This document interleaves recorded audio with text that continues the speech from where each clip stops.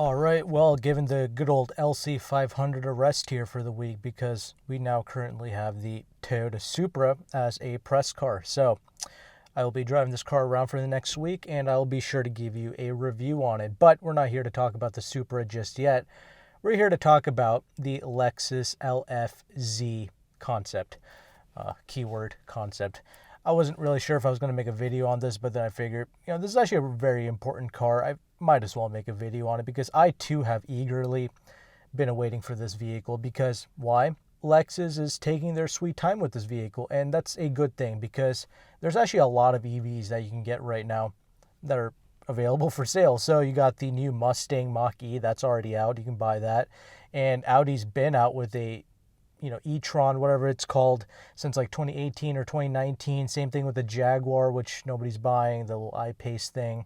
And there is the new Mercedes SUV coming up, the EQC, that should be dropping in the States sometime this summer, actually. I think it's already out in Europe. So quite a lot of EVs. And obviously we got the Teslas, which undercut all these cars I just mentioned by nearly $20,000. So MSRP price anyway. But why is this one important, the Lexus EV? Well, that's because most of the EVs out right now, they either don't have enough range or they rush them and they're just budget, kind of like economy car interiors inside and just a very basic vehicle.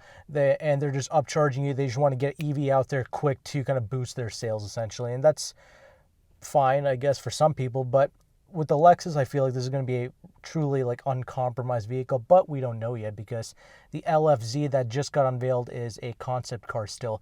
But I think it's pretty cool. It looks very similar to that LQ model, which was a very futuristic, kind of like a flagship SUV. And I think they are still going to be coming out with that probably as like a potential LX replacement, or maybe they're continuing to make the LX. Who knows? I don't really keep up with this stuff. If you want to know about more news and Lexus stuff like that, then watch a gentleman by the name of Kirk. I'll leave a link down to his channel because I think most of you guys will appreciate his video since he likes Lexus a lot more than I do. I don't like any brand. Anyway, we're not here to talk about my brand preferences, but this LFZ should be a proper interior, okay? Not like the crazy concept thing that they showed in these kind of B-roll shots, but they did try to go for like this minimalistic design, and that's cool, I suppose. The whole interior is filled with touchscreens. That is kind of the future that we're headed towards with these interiors, basically just huge touchscreens that we interact with. Lexus claims that that's supposed to be the natural way of communicating with the car, and I kind of call BS on that because, an extreme example would be the new Rolls-Royce, that little ghost that they came out with recently. They continue to use knobs and buttons and switches inside the new Rolls-Royce because Rolls-Royce says that that's what's natural to humans, to interact and touch with buttons and switches, and I agree with that. So even a ridiculous company like that sees and agrees that with the fact that humans are better off without touchscreens, but more so with buttons and switches. So, who knows? It's still a concept car. This thing might only come out in like 2025. 2025 is the year where EVs are really going to take off for all companies, not just Lexus. Kia and Hyundai plan to have an entire lineup full of EVs. Even Lexus wants to have like 20 new EVs and hybrid vehicles. And I'll talk about hybrid vehicles here in a bit because Lexus came out with the first hybrid luxury product, the RX hybrid, back in 2005, which really revolutionized the game. Lexus has been doing hybrids for eons now, as well as Toyota, and they've really gotten down pat. I've driven multiple hybrid vehicles, and I absolutely love it from Lexus. They're natural, they're clean to drive. Most of them are anyway. There's like one or two which are a little funny, like the LS500, but for the most part, things like the ES300H and the RX450H, brilliant cars, phenomenal. And as of right now, I recommend most people take advantage of that because that's out right now. Okay, you get an ES300H right now, either on a lease, finance it, whatever, and you can put that in your driveway. It's probably relatively cheap right now to lease one or to even finance one, whatever you're interested in, and that thing will get near 50 mpg in real world driving. It's quiet as hell, has a plush interior. One of the top cars I always recommend to people, so it just makes a lot of sense. But I've always said this in the past, Lexus needs a proper EV just to, make it seem like they're, with the times. However, Lexus is not interested in mass producing or just jumping into the EV market right away, right?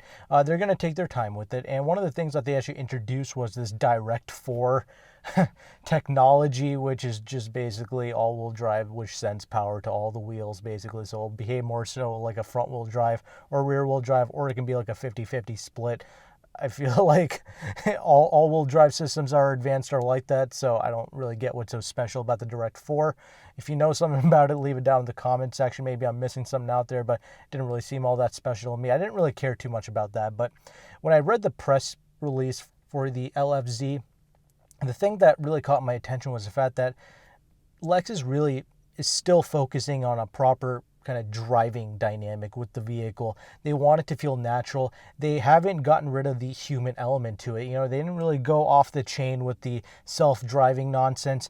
They actually want you to drive it and experience their EV. That's something that they kept kind of referring to, almost like the Miata concept. There's like a Japanese term for it, but it's just like, you know, like the rider and the horse or one or something like that. It's the same concept that they continue with this EV. So I really respect that. So this is supposed to be an EV that's supposed to be driven. And I'm really interested in driving their new product because, you know, I've driven multiple other EV vehicles like from Tesla, and they're very kind of distant kind of experience. Basically, you feel very unattached to it, but hopefully Lexus kind of fixes it with this vehicle. And you know, I don't own an LC500 because it's reliable or whatever. I own it because it's fun to drive, actually, and it triumphs the likes of the Porsche 911 for me, the Jaguar F-Types, the AMG GTs, and all these other types of vehicles.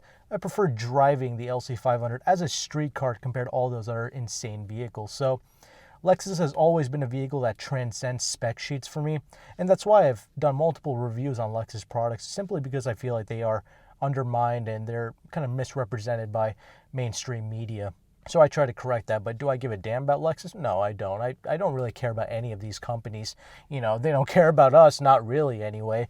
You know, they're against the right to repair and all that stuff, right? So, you know, I don't really care about these companies, and honestly, neither should you. Honestly, the fanboying and the fangirling should honestly stop. I mean, we pay a lot of money for these cars, and I don't care how these companies get to their end results, their end products, basically. I just care that they're good, because these are vehicles that cost well over $50,000.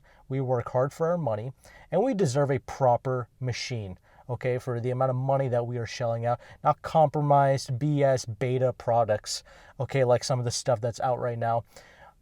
I'm really hoping that this Lexus EV is going to be proper, but again, I think we have to wait for it. It might be closer to 2025 when this thing comes out.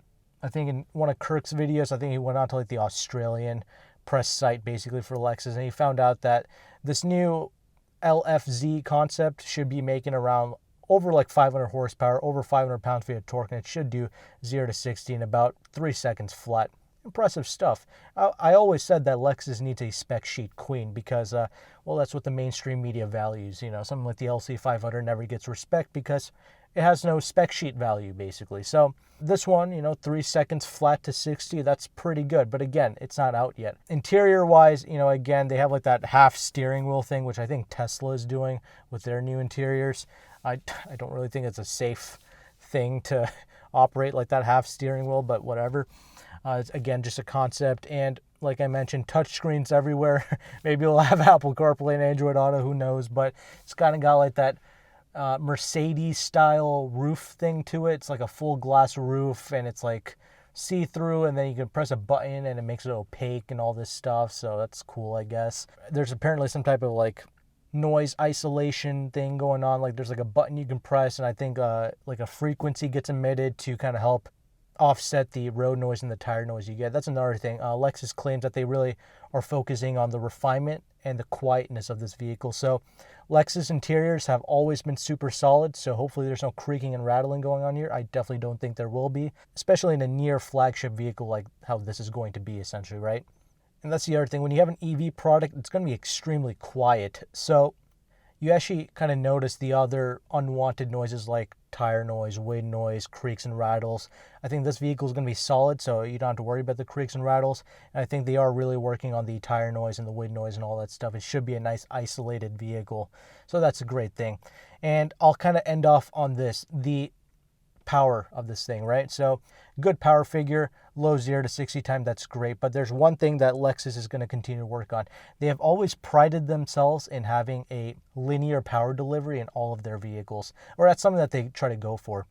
I've driven multiple other, or if you have too, turbocharged cars where you get all the thrust up front, okay? And that kind of unsettles the vehicle. A extreme example I just recently experienced was the McLaren 570S and the Ferrari 488, okay?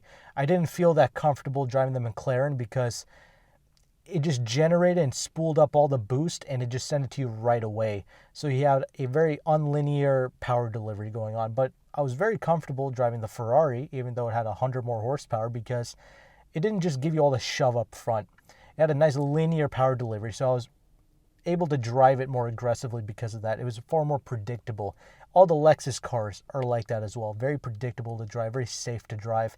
And they want to make this electric vehicle the same way. Very linear feelings. They're going to be monitoring the throttle input, and that's kind of where like the whole direct 4 technology comes in. They're going to seamlessly, independently send the power to the wheels that need the power to give you like that seamless acceleration, that linear acceleration. So it's not going to be like these Teslas where you just, get whiplash when you just launch these vehicles. This is going to be very linear, very progressive, and I respect that with Lexus. That's the attention to detail. That's why they're not rushing this vehicle. They want to fine-tune this thing so it's a proper car. And that's why I'm really eagerly waiting to drive their EV. Oh, and lastly, I'll talk about, since they talked about, being one with the EV, right? One with the vehicle. The steering rack is obviously going to be an electric kind of steer-by-wire rack. So there's not going to be a mechanical connection, but they're claiming that's supposed to be better than a mechanical connection. It should be immediate. It should feel natural to you and all that. And I do believe that. I'm sure it'll be a proper steering rack. It should feel pretty good. But I think the range on this car should be over 300 miles, like 350 miles, something like that. That's the real world range, and that's pretty good. A lot of these cars right now, I believe they claim 300 miles of range, and then you stomp on it, you floor it, and it gets like 90 range. So, I hope this is a proper kind of real world number that Lexus is quoting. But again, it's still in the works. They just released this to let the world know that they're working on this stuff, that it's nearly ready. They actually displayed some vehicles, some camouflage vehicles, and they were kind of driving that around the track to kind of display the direct 4 technology. They got some stuff already done, but they got to still fine tune it and tweak it and all this good stuff. So we'll see how things pan out, but this is definitely a vehicle that I am excited for. It should be proper. Hopefully it's priced around the 60K range. I think that'll be pretty good, kind of undercut the German competitors, but being slightly more expensive than Tesla, I think that'll be appropriate given the quality of this vehicle. So leave your thoughts below about the Lexus LFZ concept. I'd be very interested in reading them. So thank you again for watching. Take care and goodbye.